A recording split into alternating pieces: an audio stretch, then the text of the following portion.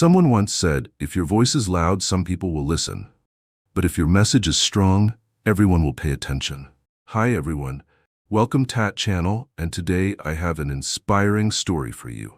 In a small, peaceful town, where brick-paved streets led to lush green gardens, there lived a family in a quiet corner of the city. In that family was a 12-year-old boy named Alex, a child full of energy and a love for exploring the world around him. Since he was little, Alex had always been an active kid, preferring to run around outside rather than sit still indoors. He didn't enjoy being confined by the letters and numbers on a page, but he was completely captivated by the moments he spent on the soccer field. To him, soccer wasn't just a game, it was a burning passion, a place where he felt the most confident. Every afternoon after school, he would rush to the nearby public field, eager to spend hours practicing. Under the soft glow of the setting sun, the sounds of laughter and running footsteps filled the air, blending with the gentle breeze.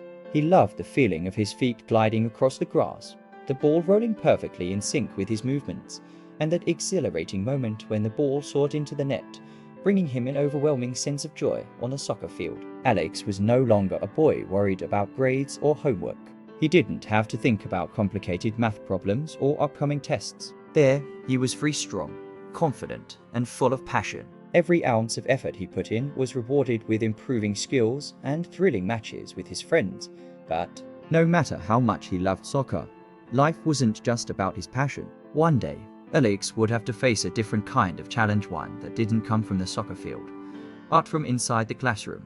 That afternoon, Alex came home with a heavy heart. His steps were slower than usual, a stark contrast to the energetic boy who was always full of life on the soccer field. As soon as he walked into the house, he slumped onto the soft couch, opened his math book, stared at the numbers for a moment, then leaned back with a disappointed look in his eyes. His father, who had just come in from the backyard, immediately noticed his son's unusual behavior. He quietly walked over and sat beside Alex, not rushing to ask questions. Instead, he simply observed, giving his son time to gather his thoughts. After a brief silence, he finally spoke. "Son, what's wrong?" Alex sighed, absent-mindedly flipping through the pages of his book without actually reading them. After a moment, he looked up and said, "I got my math test back, and my score was really bad, Dad. But that's not what upsets me the most." His father remained silent, his warm and patient gaze encouraging Alex to continue. "My friend Liam, he's always so good at math. No matter how hard I try, I can never seem to do as well as he does." There was frustration in Alex's voice, maybe even a hint of jealousy. He couldn't understand why he could run fast on the soccer field, strike the ball with precision, and lead a game with ease. Yet when it came to numbers, everything felt confusing and difficult. His father didn't respond right away. Instead, he stood up, poured a glass of water, and gently placed it in Alex's hands, a simple gesture to help him calm down. Then, with a reassuring smile, he patted Alex's shoulder and said, "Don't worry, son. Today, you've learned something very important. I'm going to help you understand it better." Alex looked up at his father, a mix of curiosity and hope in his eyes. What he didn't know was that, from this moment on, his father was about to teach him 3 life lessons that he would carry with him forever. The next morning, the sun cast a soft golden glow, signaling the start of a bright new day. Alex walked into his classroom feeling a little different, not in his usual energetic way, but with a sense of anticipation. Yesterday, his father had given him a challenge: invite Liam to play soccer. It seemed simple enough, but Alex knew there had to be a deeper lesson behind it. After school, Alex quickly found Liam and smiled. "Hey, do you want to play soccer with me today?" Liam hesitated for a moment, but then nodded. When they arrived at the field, the atmosphere immediately became lively. As usual, Alex blended into the game naturally. He ran fast, dribbled skillfully, and within minutes he had already scored 3 goals. The other players cheered, and Alex felt that familiar rush of excitement that came with playing the sport he loved. But when he glanced at Liam, he noticed something different. Liam struggled to keep up with the pace of the game. He moved awkwardly, often losing the ball to the other team. His reflexes weren't as quick as Alex's, and at times he even missed the ball entirely, making the others laugh. Yet, despite all of this, Liam didn't give up. He kept trying, no matter how many mistakes he made, and that made Alex pause and think. That evening, Alex met his father in their small backyard garden.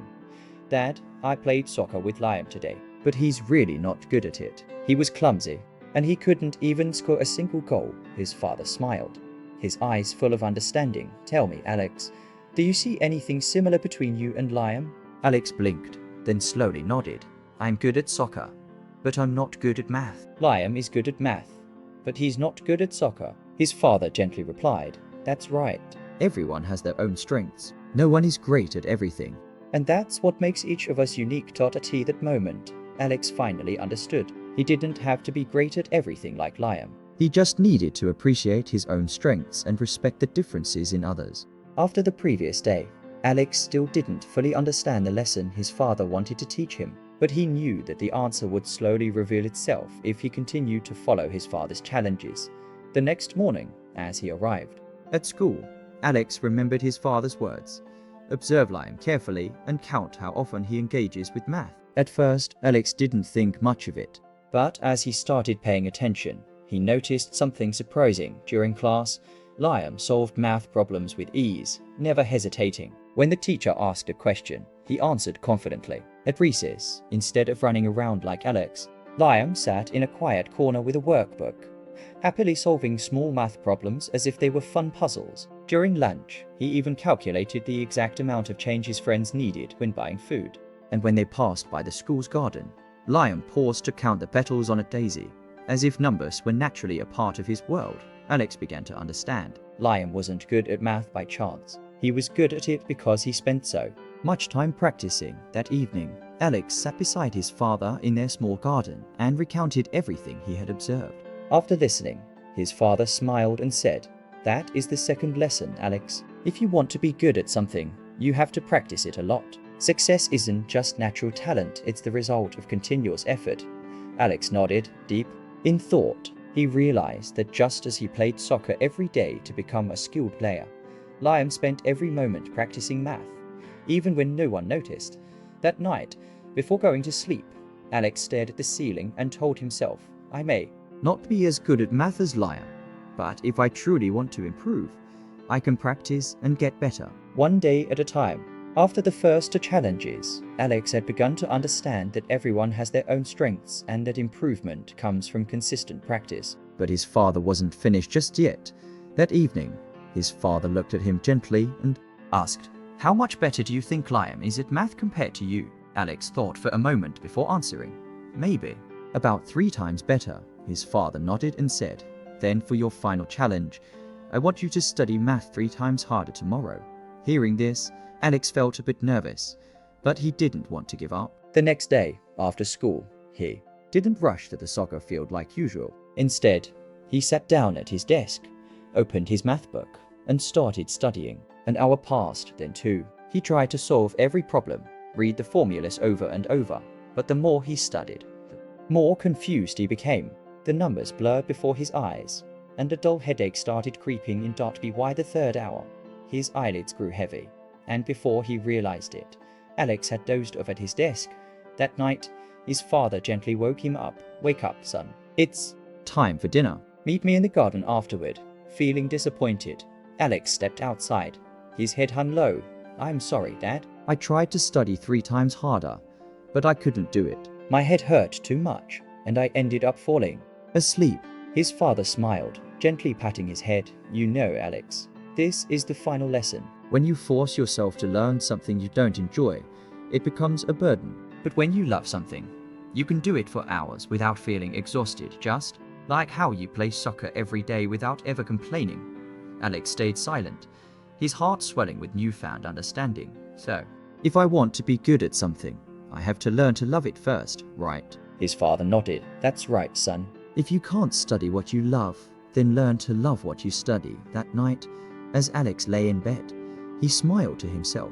He knew that these 3 lessons would stay with him for the rest of his life. After the final challenge, Alex still felt like something was missing. He had learned that everyone has their own strengths, that practice is the key to success, and that loving what you do makes perseverance easier. But one question still lingered in his mind. If I'm not good at something right away, should I keep going or give up? Sensing his son's uncertainty, Alex's father led him to the garden and pointed at a small sapling sprouting from the ground. "Do you see this little tree? It's only been growing for a few weeks. How long do you think it will take for it to become tall and strong?" Alex observed it carefully before answering. "Probably a few years." His father nodded. "That's right. But do you know what would happen if this tree became discouraged every day because it wasn't growing fast enough? If it stopped trying to grow, it would never become a strong tree." Alex remained silent, reflecting on his father's words.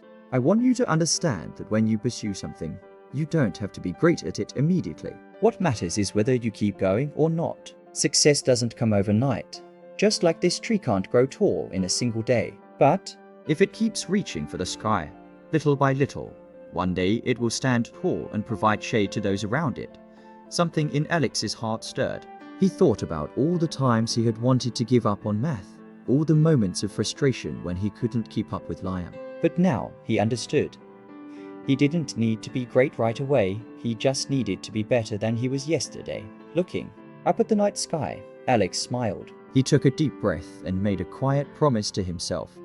"Even if I'm not good at something yet, I won't give up. I will keep growing, little by little, every single day." After all the challenges, Alex felt like he had learned so much. He understood that everyone has their own strengths, that becoming good at something requires constant practice, and most importantly, that passion makes perseverance easier. But there was one last thing he had yet to realize. The most important thing isn't the destination, but the journey itself. That evening, as Alex sat beside his father in their small garden, his father gently asked, "Think back over the past few days. What have you learned?" Alex sat quietly, reflecting on the lessons his father had given him. He remembered the first time he realized that people have different strengths. He recalled the moment of surprise when he discovered that Liam wasn't naturally gifted at math. He was simply practicing every single day. He thought about the disappointment he felt when he tried to study 3 times harder and realized that without passion, it was difficult to stay consistent. And finally, he remembered the small tree in the garden, a reminder that growth takes time and patience. He looked at his father, a spark of understanding in his eyes. "I've learned a lot, but most importantly, I've realized that what helps me grow isn't just the final result, it's everything I experience along the way." His father smiled, nodding with approval. "That's right, Alex. Sometimes we get so focused on the outcome that we forget the journey is what truly matters. Every challenge you've faced, every time you've tried, whether you succeeded or failed, has shaped the person you are becoming." Alex smiled, feeling a newfound sense of peace. From that moment on, he knew that no matter what he pursued in life, he wouldn't just chase the result, he would learn to cherish every step of the journey.